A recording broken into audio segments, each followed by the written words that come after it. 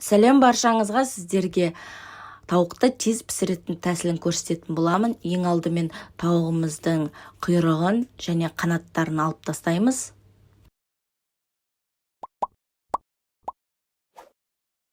Егерде мен сияқты тауығыңыз кішкене сулы болып тұрса, осылай сүртіп аламыз.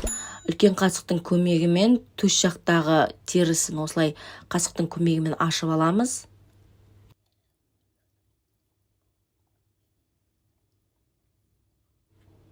Одан кейін приправасын дайындаймыз. Паприка, базилик, тұз, тауыққа арналған дәмдеуіш және куркума, тимьян және сары майымызды ерітіп салып, одан кейін чесногымызды салып, бәрін араластырамыз жақсылап.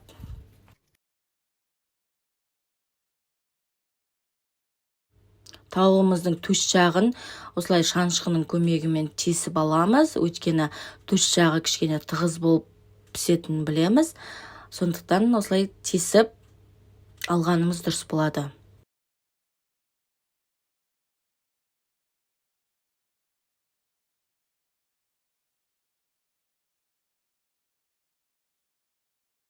Салмамызды енді тауыққа бәріне жағып шығамыз.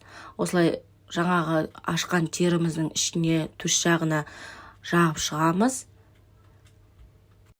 Тауықтың барлық жеріне жақсылап қолымызбен жағып шығамыз.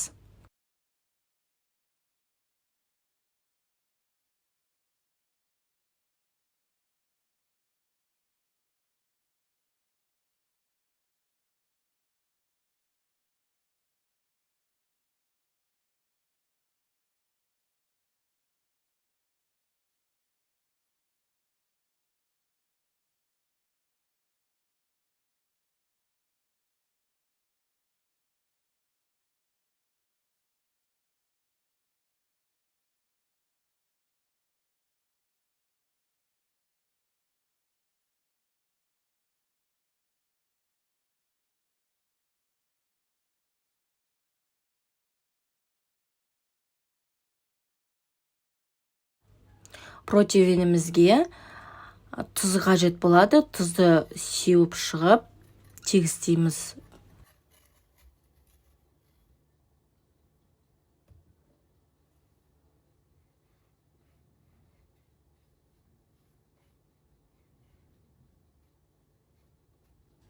Тауығымызды тұздың үстіне салып, шпажканың көмегімен аяғын біріктіреміз және қанаттарын зубочисткамен қыстырамыз.